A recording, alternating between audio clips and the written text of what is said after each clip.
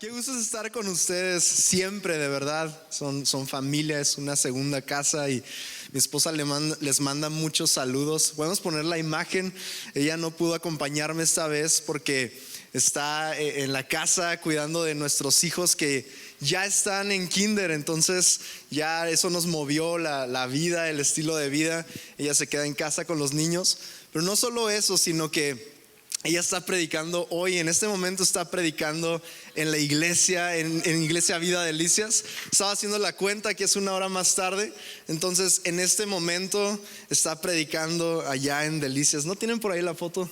La pasamos primer servicio, ahí está. Le podemos dar un aplauso a ella, que también es por ella que puedo estar aquí. Y bueno, qué honor realmente compartir con ustedes. Me tocó la oportunidad, tuve la oportunidad de estar con ustedes y conocer el avance de la iglesia desde que estaban en el hotel de Marriott, ¿sí? ¿Dónde se llama? En San Jerónimo. Qué increíble, hace 6 años más o menos, 7 años. Y luego tuve la oportunidad de conocer el local que estaba en la calle San Francisco, este local de segundo piso. ¿Cuántos estuvieron ahí desde ese momento? Y luego vuelvo años después y ahora me toca no solo conocer la reunión que tienen aquí, sino que acababan de abrir Serranía, el campus, segundo campus, que ahora tiene 4 reuniones y sigue avanzando. Y ahora vengo y me encuentro con el anuncio y este gran reto de fe de construir una nueva casa en San Agustín. Alguien tiene que dar un fuerte aplauso a Dios por eso. Es increíble. Honramos su fe y somos inspirados por ella, y no cabe duda de que Dios está con ustedes. Realmente Dios está con ustedes y están haciendo cosas maravillosas, están avanzando a pasos agigantados. Comentaba en la primera reunión que a lo mejor los que están dentro del barco y lo que está sucediendo no lo sienten tanto, ¿verdad? Pero es un poco como cuando uno se dejaba de ver a los primos, a los sobrinos, y luego los vuelves a ver después de vacaciones y es como, ¿qué pasó? ¿No? Crecieron demasiado. Así me pasó con Luis. Un día llegué y estaba más alto que yo y dije, ¿qué pasó? ¿No? Pero de veras es realmente sobrenatural lo que Dios está haciendo a través de ustedes. Ayer en la conferencia tienen un grupo de jóvenes impresionante, aman a Jesús y lo veo por la manera en que sirven, en la manera en que adoran. De veras, felicidades como iglesia, están haciendo cosas extraordinarias y son una bendición. Pudiera decir tanto de sus pastores. Cada vez digo, ¿por dónde empiezo? ¿No? Son unos segundos padres para mí. Ellos me recibieron en su casa en un tiempo de mi vida. Me recibieron literalmente como uno de sus hijos y han invertido tanto en mí, son muy generosos. Pero algo que me estaba recordando en esta mañana es que la primera invitación que yo recibí a predicar fue de Luis y prediqué terrible, pero me volvió a invitar y eso es un milagro, ¿no? Necesitamos más Luises que te dejan regarla y mal, pero luego te vuelven a invitar y siguen creyendo en ti. Muchas gracias, pastores Luis y Ivonne. Démosles un fuerte aplauso, por favor.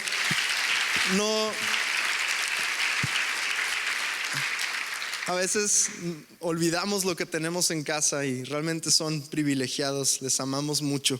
Y pues vamos a la palabra de Dios. ¿Cuántos les alegra estudiar juntos la Biblia? Hay domingos que yo llego con el puro vuelo y eso que soy el que tiene que predicar, ¿no? Pero llego cansado de la semana y con estrés y cansancio y preocupaciones pero llegamos a la casa de Dios y algo sucede. En medio de la alabanza, en medio de la adoración, en medio de este mover, de estar juntos con esta familia de fe y estudiando su palabra, Dios renueva nuestras fuerzas, nos da nuevos ánimos, nueva esperanza. ¿Alguien lo cree? Entonces yo sé que este día vamos a salir de aquí diferentes y quiero que me acompañes a la palabra de Dios. Vamos a estar leyendo un pasaje en Segunda de Reyes, capítulo 18. Y ahorita vamos a leer el versículo 1, pero quiero darte algo de contexto. El libro de Reyes es un libro más bien histórico y nos da las biografías de los reyes que gobernaron en Israel, en Judá. Nos habla acerca de cuántos años reinaron, a qué edad tomaron el trono, quiénes fueron sus padres. Pero dice algo muy en particular de cada rey, y es si ellos hicieron lo bueno ante los ojos de Dios o lo malo ante los ojos de Dios.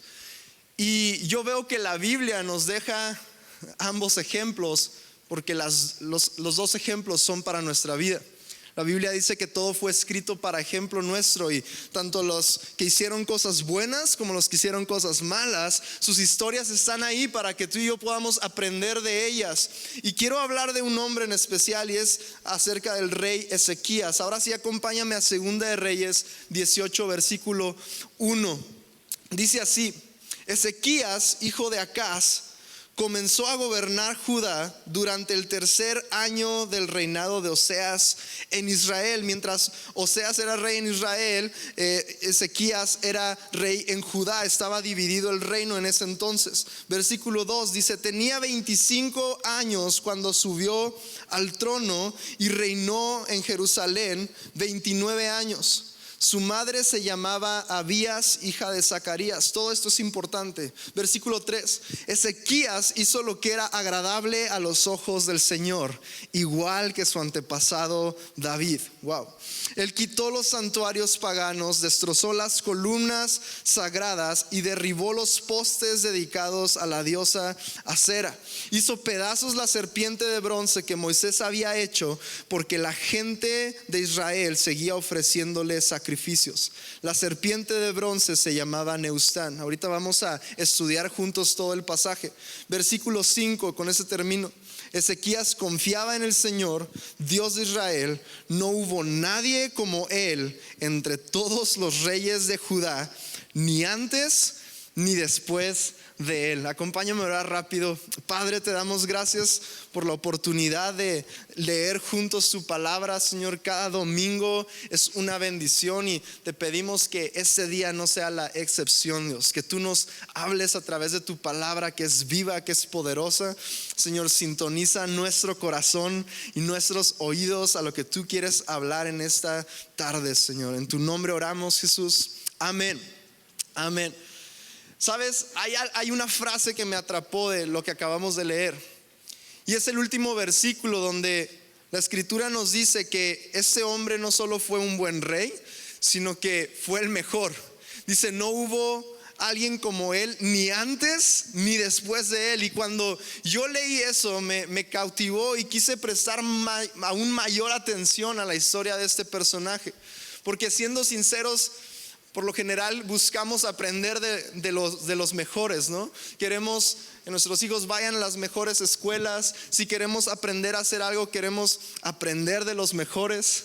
Por eso yo vengo a Convivencia, para escuchar a su pastor y aprender de él. Quiero predicar mejor, y buscamos rodearnos de personas que suman algo valioso a nuestra vida. Y cuando yo estaba leyendo esta historia y leo que no hubo un rey como él, quise hacer un sobreénfasis y un sobreestudio en la vida de este hombre, y me topé con cosas increíbles. Y quiero compartirte el día de hoy 5 aspectos de la vida de este rey que tú y yo podemos aprender o imitar. Y el primero de ellos, si estás tomando notas, me gustaría que tomaras notas. Va a ser un mensaje muy práctico. Voy a dar 5 puntos. Y de hecho el título te lo voy a dar al final, ¿está bien? Nunca he hecho esto, nunca lo había hecho, pero en este mensaje me pareció bueno hacerlo así. Te voy a dar el título al final. Y el punto número 1 es que podemos aprender de este rey, es que su edad no fue una limitación. Estábamos leyendo y dice que este rey le dijo sí al compromiso de gobernar toda una nación a los 25 años. Quiero que te pongas a pensar el reto tan grande que era administrar una nación, ver temas administrativos, políticos, militares, porque en ese entonces constantemente había invasiones y enemigos querían atacar la ciudad constantemente y querían asediar y gobernar. Entonces era un gran reto el que tenía este hombre por delante, y le está diciendo sí a esto a sus 25 años. Y eso nos habla de que edad no puede limitar tu llamado, tu propósito, lo que Dios está poniendo delante de ti, porque humanamente tendemos a ponerle limitaciones a las personas. Tendemos a decir: tú eres demasiado joven para hacer eso, tú eres demasiado grande para hacer esto, no tienes lo que se necesita. Pero a mí me encanta ver que en la Biblia encontramos niños sirviendo a Dios, jóvenes sirviendo a Dios, adultos sirviendo a Dios, ancianos sirviendo a Dios, porque para los propósitos de Dios no hay edades. A mí me encanta encontrar un Caleb que a sus 85 años estaba lleno de fuerza para emprender y alcanzar todo lo que Dios tenía para su llamado. Me encanta ver jóvenes que Dios llamó desde los 13, desde los 15 años. Me encanta ver que Dios no hace acepción de personas, que Él realmente puede usarte independientemente de la edad que tengas o el trasfondo del que vengas o los recursos que tengas, porque el llamado, Dios es quien se encarga de cumplirlo en tu vida. Y eso no te lo estoy compartiendo solo porque lo estamos viendo en la Biblia, sino que sinceramente es algo que me ha tocado vivir en carne propia. Te cuento que mis papás, quienes son mis pastores, hace 25 años ellos vivían en El Paso, Texas, y estaban viviendo, por así decirlo, el sueño americano. Tenían una casa grande, tenían negocios prósperos, todo parecía ir bien, pero recibieron un llamado de parte de Dios para servirlo a donde Dios los enviara. Y ellos entraron en un tiempo de estar orando y buscando la voluntad de Dios. Obviamente ellos estaban de acuerdo en que su pastor iba a ser una voz definitiva para sus vidas y para dar dirección. Y cuando finalmente Dios pone en el corazón de su pastor decirles que había necesidad en Delicias, Chihuahua, de una iglesia, de unos pastores, y mis papás, sin importarles dónde o cuándo, ellos dijeron: sí, le entramos, aceptamos el reto, aceptamos el llamado, y se mudaron con toda su familia a Delicias y empezaron el ministerio. Mi papá tenía aproximadamente 50 años. Algunos considerarían que ya es una edad avanzada para empezar un reto como el que él estaba tomando, pero a sus 50 años él le dice sí a esto y se muda con 4 de sus 6 hijos. Una de ellas era Ivonne, que todavía estaba por casarse, todavía no se casaba, pero mi papá se muda con sus 4 hijos menores, yo siendo el menor de ellos. Nos mudamos a Delicias y empezaron mis padres el ministerio ahí. Ministerio que hoy en día tenemos ya vamos casi para 4 años de mi esposa y yo haber recibido la dirección de la iglesia, continuando lo que mis padres empezaron hace 25 años. Ahora, lo extraordinario es esto, que la iglesia pasó de estar siendo liderada por pastores que en ese entonces tenían 70 años. Mi papá tenía 70 años cuando él pasa la iglesia, la dirección de la iglesia a nosotros, y la toma un joven en aquel entonces de 24 años. Te puedes imaginar el salto, el cambio tan grande que fue eso. Ahora, algunas personas cerca de mí, no todas, pero algunos, me decían, no sé si de una manera negativa o realista, pero me dijeron: prepárate para lo peor, es un salto muy grande para la iglesia, agárrate, la iglesia probablemente se venga a la mitad de asistencia, te vas a quedar solo con los jóvenes. Y no es cierto, gloria a Dios por eso. Pero la iglesia ha seguido caminando, ha crecido, hemos abierto 3 campus más. Dios está haciendo cosas maravillosas. Y si tienes que darle un aplauso a Dios, porque esto ni siquiera es por mí, es por Dios, que Él capacita a quien Él llama. Y lo que quiero resaltar en lo que te acabo de decir es que no importa si era mi papá de 70 años o un joven inexperto de 24 años, Dios puede usar a cualquiera que está dispuesto. Quiero decirte algo: tu edad no es una limitación. No eres demasiado joven para hacer algo, no eres demasiado grande, adulto, para empezar a hacer el proyecto que Dios ha puesto delante de ti. Vamos, cobra ánimo, y no importa tu edad no es una limitación. Eso nos enseña esta historia. Y cuando mi esposa y yo tomamos el liderazgo de la iglesia, algunos empezaron a decirme: ¿eso quiere decir que va a ser una iglesia para jóvenes? Y les dije: por supuesto que no. Más que nunca necesitamos de los adultos, de su experiencia, de su amor, de sus años de fidelidad a Dios. La juventud necesita ver en ustedes que sí se puede llegar a una edad adulta en matrimonio, haciendo las cosas bien, amando a Dios, siéndole fiel. No importa si tienes 10, 15, 20, 30 años en el Señor. Les dije: más que nunca los necesitamos. Y gloria a Dios que hemos podido trabajar así, generaciones juntas, avanzando por lo que Dios quiere. Porque sabes, ese fue el diseño de Dios. Familias. Él quiere ver generaciones unidas, jóvenes, adultos, ancianos, avanzando hacia la misma dirección. Dios es un Dios de generaciones. Él es un Dios de familias. E incluso parte de su palabra, de sus promesas en el Antiguo Testamento fue: yo volveré el corazón de padres con hijos y hijos con padres. Pero a veces humanamente queremos separar generaciones y nos peleamos y nos distanciamos cuando Dios quiere que juntos como familia sigamos su visión, sigamos edificando la iglesia, sigamos alcanzando Monterrey para Cristo. Vamos, ¿alguien lo cree? Vamos a seguir adelante. Vamos a seguir adelante. Tu edad no es una limitación. Tu edad no es una limitación. El segundo aspecto que podemos aprender de la vida de este hombre es que su pasado no fue una limitación para lo que Dios quería hacer con él. Porque si leemos el primer versículo, dice que su padre era Acaz. Y si tú lees capítulos anteriores, Acaz fue uno de los peores reyes que tuvo Judá. Fue un rey que hizo lo malo delante de Dios. Fue alguien que permitió la idolatría, la inmoralidad. Hizo cosas terribles. Tú lo puedes leer en la Biblia. Pero me encanta ver que la Biblia es un libro lleno de esperanza y que nos deja saber la realidad, que aunque hubo un rey malo, hubo un rey que fue su hijo y que hizo las cosas de una manera bien delante de Dios. Y no solo eso, sino que fue el mejor rey que Judá tuvo. Y quiero decirte algo: tu pasado no tiene por qué definir tu futuro. Si a lo mejor en casa no tuviste un buen ejemplo, quiero decirte algo: tenemos un Dios que hace todas las cosas nuevas. Por lo general me topo con este argumento de: tú no sabes de dónde vengo, tú no sabes las heridas que he recibido. Y yo les digo: no sé, pero sí creo en un Dios que restaura todo lo perdido, que Él es alguien que sana las heridas más profundas del alma y que hace todas las cosas nuevas. En ese Dios creemos. Y me encanta esta historia porque siendo uno de los peores reyes, su padre, él pudo ser el mejor rey. Quiero decirte, tu pasado no tiene por qué definir tu futuro. Me encanta sentarme con mi papá y tener pláticas ahora que soy adulto y quiero aprender de él todo el oro que tengo para extraer de su vida.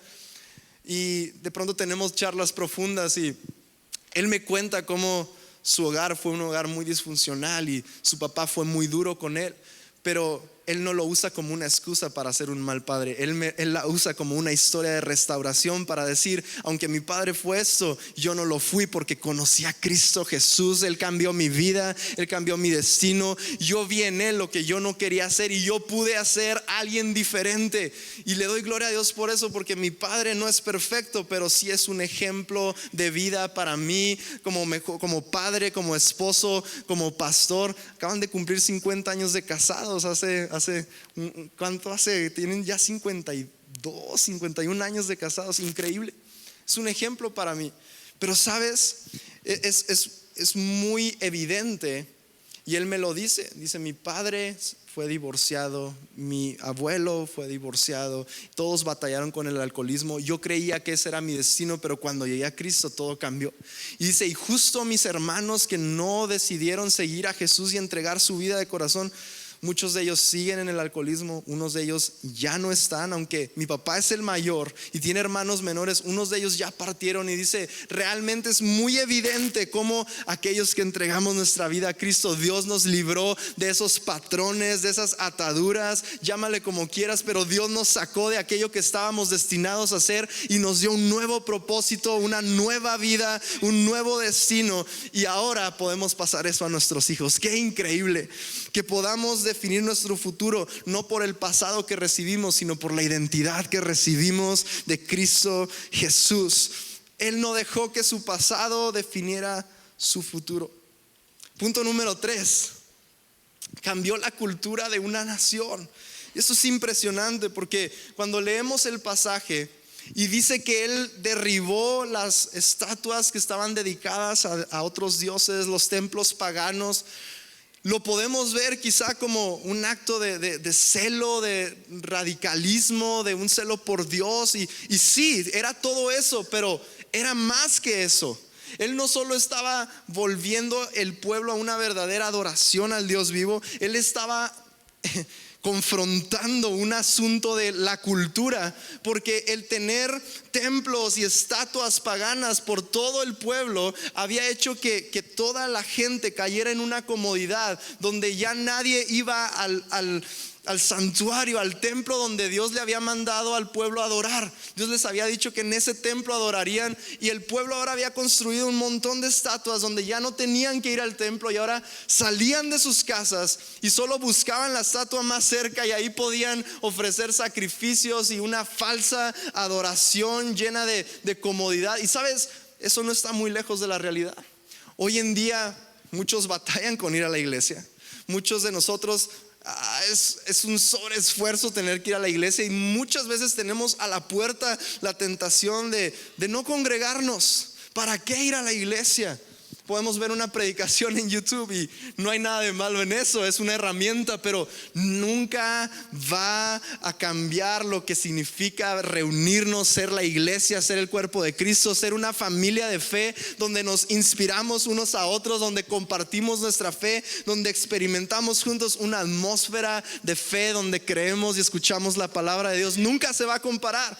Y el rey Ezequías es lo que hizo, estaba desafiando la cultura y dijo: yo voy a derribar todos esos altares y esas estatuas, esos templos paganos, y voy a devolver la adoración verdadera. Voy a devolver la adoración al templo. Cuando la gente vea eso, entonces vamos a adorar a Dios con todo nuestro corazón, con lo primero y lo mejor, con lo mejor que Él se merece. Y por eso venimos a la iglesia, no solo a recibir un buen mensaje y salir de este lugar inspirados. Venimos a darle a Dios lo primero y lo mejor. Nuestra adoración llegando temprano, nuestras ofrendas, lo primero y lo mejor. Nos presentamos aquí porque tenemos un compromiso con Dios, no con el pastor, directamente un compromiso con Dios. Por eso venimos a la casa de Dios cada semana a buscar de Él. Y eso es lo que estaba haciendo el rey Ezequías, confrontando la cultura. Pero no se quede ahí. ¿Me pueden poner el versículo 4, por favor? Versículo 4 de Segunda de Reyes 18. Nos habla todo lo que Él hizo, y dice: Él quitó los santuarios paganos, lo acabamos de hablar, destrozó las columnas sagradas y derribó los postes dedicados a la diosa Acera. Pero luego hizo algo muy significativo, y dice: Él hizo pedazos la serpiente de bronce que Moisés había hecho, porque la gente de Israel seguía ofreciéndole sacrificios. Ahora, cuando yo leí esto, inmediatamente me volví. Yo había escuchado esta historia antes de esa estatua de una serpiente que había levantado Moisés, pero fui de nuevo al pasaje y lo busqué en el libro de Números, y es una escena donde el pueblo de Dios está siendo mordido por serpientes, y ese veneno los estaba matando, y Dios, lleno de misericordia, le da una instrucción a su siervo Moisés. Y le dice: levanta una estatua de una serpiente en un asta, y cuando la gente sea mordida por la serpiente, al mirar esa estatua serán curados del veneno de la serpiente. Años y muchos años después, la Biblia nos deja saber en los evangelios que fue ese acontecimiento era un reflejo de lo que Jesús vendría a hacer en la cruz del Calvario, de cómo Él sería clavado en la cruz. Él sería hecho maldición para que todos los que habíamos sido mordidos por el pecado ahora podemos mirar a Cristo Jesús, tener esperanza, tener perdón de pecados, tener vida eterna. Ese era un simbolismo de lo que Jesús vendría a hacer. Ahora, fue un instrumento de Dios en su tiempo, y aparentemente algo muy sagrado. Pero por alguna razón la Biblia nos deja saber que Ezequías hace pedazos esa estatua, y eso le agrada a Dios. Y cuando yo leí esto me cautivó, y empecé a estudiar más, y me encuentro con esto. El mismo versículo nos lo dice: porque la gente de Israel seguía ofreciéndole sacrificios a la serpiente, no a Dios. ¿Cómo podemos como humanos constantemente crear sistemas que se vuelven religión, y luego, lejos de acercarnos a Dios, se convierte solo en un sistema que está muerto? Y me encanta que este rey estuvo dispuesto a destruir el pasado para construir el futuro. Estuvo dispuesto a destruir algo que aparentemente era sagrado con tal de volver a redirigir una correcta adoración al Dios vivo. Que estemos como iglesia dispuestos a hacer a un lado todo aquello que nos impide de buscar verdaderamente a Dios, y que cuando algo deja de funcionar lo hacemos a un lado, porque lo que queremos es su presencia y solo su presencia. Amén. Y me encanta que este hombre Ezequías tuvo la audacia para hacerlo, porque se requiere valor, salud, se requiere valentía para hacer algo así. Que tengamos esa determinación de identificar cuando algo nos está acercando a Dios o cuando algo nos está alejando de Dios. Y este pasaje, este punto que acabo de decir, también esta parte de la historia nos habla otra cosa, que eso que sucedió, la estatua que Moisés levantó, fue de bendición un tiempo. Pero ¿sabes algo? Tú y yo no podemos vivir con lo que fue de bendición en el pasado. Tú y yo no podemos vivir con encuentros del pasado. A veces me topo con cristianos que digo, lo dicen de una manera de buen corazón, pero dicen, yo recuerdo lo que Dios hizo hace 20 años. Y le digo, yo también le doy gloria a Dios por eso, pero yo quiero ver lo que Dios está haciendo hoy. Porque cuando vivimos en lo que Dios hizo ayer, nos perdemos de lo que Dios quiere hacer hoy. De pronto me toco así cristianos nostálgicos que solo viven creyendo que el mejor tiempo estuvo ayer. Y gloria a Dios por lo que Dios hizo ayer, pero yo quiero ver lo que Él hace hoy, lo que va a hacer mañana y lo que Él seguirá haciendo cada día. Y ¿sabes qué me he dado cuenta? Que la juventud ni siquiera se encuentra en la edad, se encuentra en el espíritu de cada persona.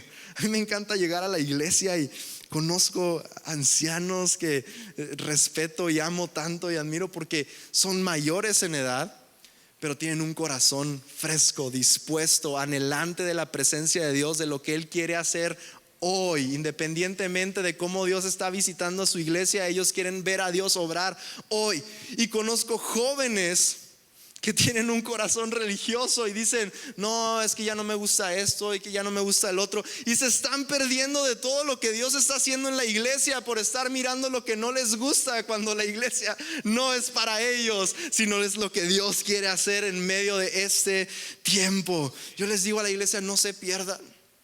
Seguimos a veces buscando la estatua de la serpiente, y ¿sabes algo?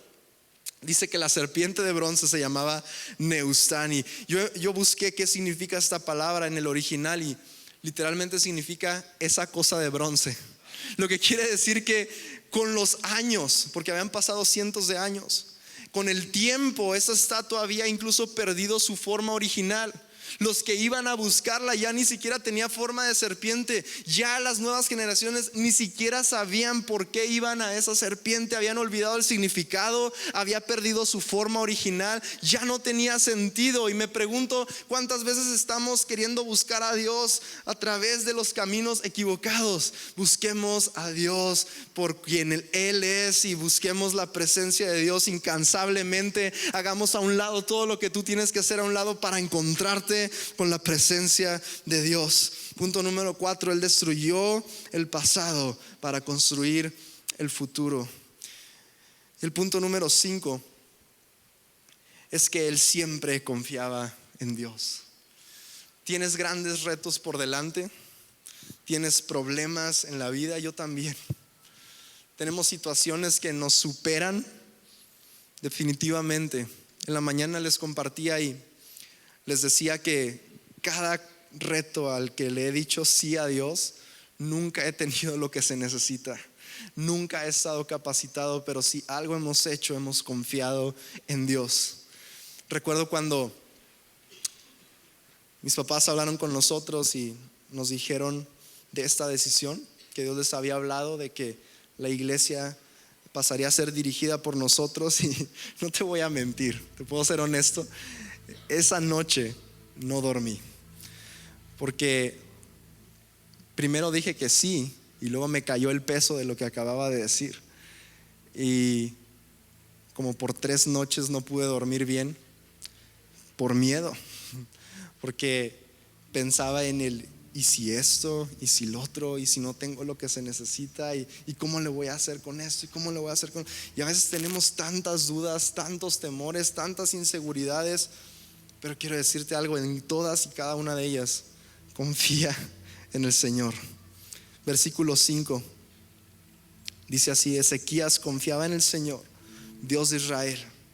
No hubo nadie como él entre todos los reyes de Judá, ni antes ni después de él. Ahora, qué increíble toda su vida, ¿no? Leer todo lo que él hizo. Y me quedo corto por el tiempo. Este mensaje yo lo di en una serie de varios mensajes. Quisiera haber tenido el tiempo, pero no lo hay. Entonces obviamente solo puedo compartirlo en una sola sesión. Pero me impacta todo lo que él hizo con la ayuda de Dios. Le dio la victoria sobre tantos enemigos. Dios fue fiel con él. Él cae en una enfermedad y Dios lo libra de esa enfermedad. Tienes que leer ese pasaje en tu casa, Segunda de Reyes 20. Y es increíble. Él cae en una enfermedad de muerte, pero él clama a Dios y Dios lo sana. Y no solo lo sana, sino que envía al profeta Isaías, y el profeta le dice: Dios te va a sanar. Y al fin de cuentas, humano, y le dice: dame una señal para saber que Dios me va a sanar. Y el profeta le dice: Dios sí te la va a dar. Es más, te da a escoger. ¿Qué prefieres? ¿Que el reloj solar avance o retroceda? Y dice: cosa fácil sería que avanzara, pues siempre avanza. Dice que retroceda. ¿Te puedes imaginar? Para mí es uno de los milagros más grandes que veo en la Biblia, que el reloj solar retrocediera. No era un reloj de manecillas, era un reloj solar. Yo no sé qué tuvo que pasar en la galaxia. Yo no sé si el planeta tuvo que girar al lado contrario, tuvo que cambiar su inclinación. Decía en la mañana: si eres terraplanista, el sol se movió. No sé, ¿verdad? No es cierto. Pero ¿qué tuvo que suceder para que Dios en su fidelidad le mostrara el amor inagotable que él tenía para Ezequías? Pero sabes, el título de este mensaje es: no importa cómo empiezas, sino cómo terminas. Recordar que Pablo describe esta vida como una carrera de fe. Y él llega al final de sus días diciendo: he peleado la buena batalla. Porque sabes algo, lamentablemente, aunque acabamos de hablar de todo lo bueno que hizo Ezequías, su final no es muy bueno. Dios lo sana, lo levanta, le da tantas victorias, lo colma de bendiciones, lo llena de riquezas, le da largura de días. Pero cuando él está sano, próspero, en un reino estable y próspero y lleno de seguridad, en ese momento él recibe una visita de unos mensajeros que envía el rey de Babilonia. Y Ezequías los recibe en su palacio, y nos deja saber la Biblia que cuando él les da un paseo por su reino, lo único que hace es mostrarles sus tesoros, los tesoros de su familia, de las victorias que él ha ganado, sus riquezas, cada habitación de su palacio. Dice: les mostré todo lo que tenía que mostrarles. Pero nunca les habló del Dios que fue fiel con él, que lo sanó, que le dio las victorias. Y lo podemos leer en Segunda de Reyes 20, versículo 14. Dice: entonces el profeta Isaías fue a ver al rey Ezequías. Lo fue a ver porque sabía que algo estaba mal en su corazón, y le preguntó: ¿qué querían esos hombres que vinieron? ¿De dónde vinieron? Ezequías contestó: vinieron de la lejana tierra de Babilonia. ¿Qué vieron en tu palacio?, preguntó Isaías. Lo vieron todo, contestó Ezequías. Le mostré todo lo que poseo, todos mis tesoros reales. Este hombre estaba lleno de vanidad, pero con un corazón vacío para Dios. Versículo 16. Entonces Isaías dijo a Ezequías: escucha este mensaje del Señor. Se acerca el tiempo cuando todo lo que hay en tu palacio, todos los tesoros que tus antepasados han acumulado hasta ahora, será llevado a Babilonia. No quedará nada, dice el Señor. Algunos de tus hijos serán llevados al destierro. Los harán eunucos que servirán en el palacio del rey de Babilonia. Ahora, el profeta le estaba diciendo esto no porque Dios es malo, era una confrontación. Y Dios le estaba advirtiendo y le estaba diciendo: si tú sigues en ese camino de apatía, de frialdad, de indolencia, si tú sigues en esa situación, en ese corazón, en esa condición, eso es lo que le espera a la nación, eso es lo que le espera a tus generaciones. Ahora yo sé que si el rey hubiera clamado como lo hizo cuando estuvo enfermo y Dios lo escuchó y lo sanó, yo sé que si el rey hubiera clamado a Dios por misericordia, Dios hubiera cambiado el futuro de la nación. Pero no lo hizo. Versículo 19 dice: entonces Ezequías, fíjate la respuesta, dijo Ezequías a Isaías: este mensaje que me has dado de parte del Señor es bueno. Qué increíble. Pues el rey pensaba: por lo menos habrá paz y seguridad mientras yo viva. Y lo terrible de todo es que después de él lo sucede en el trono su hijo Manasés, y la Biblia dice que fue el peor rey de Judá. Qué horrible. El mejor rey sucedido por el peor rey. Y viene Manasés y hace cosas terribles que nunca ningún rey había hecho, porque no importa cómo comienzas, sino cómo terminas. Iglesia, que seamos una iglesia que vive poniendo a Jesús en el primer lugar cada día de sus vidas, que viven anhelando la presencia de Dios, que pelean celosamente para que nuestras generaciones tengan un encuentro con el Dios que conocimos. Ahora que tengo hijos, esa es mi mayor oración.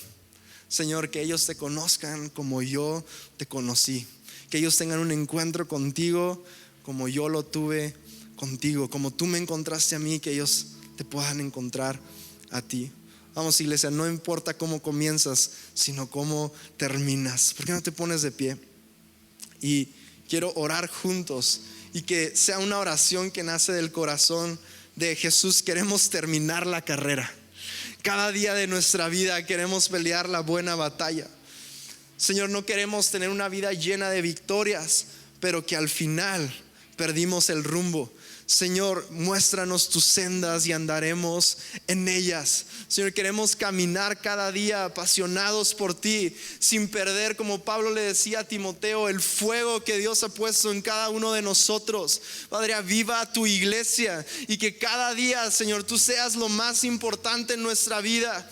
Señor, que seamos una iglesia que pelea y combate celosamente, Señor, y para que nuestros hijos, nuestras generaciones te conozcan. Señor, que como iglesia podamos abrir espacios y hacer lo que tengamos que hacer para que más personas y nuestras generaciones conecten contigo. Señor, líbranos de estar buscándote en lugares vacíos, en métodos donde tú ya no estás. Señor, queremos tu presencia más que nada.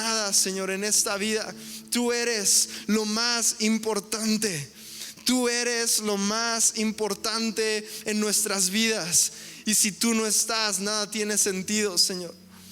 ¿De qué sirve al hombre si gana el mundo y pierde su alma? Dice tu palabra. Señor, tú eres el centro de todo. Queremos buscarte a ti como el centro de todo. Que tú seas la prioridad en nuestras vidas, Señor. Esa es nuestra oración esta tarde. Ese es nuestro deseo en esta tarde, Señor.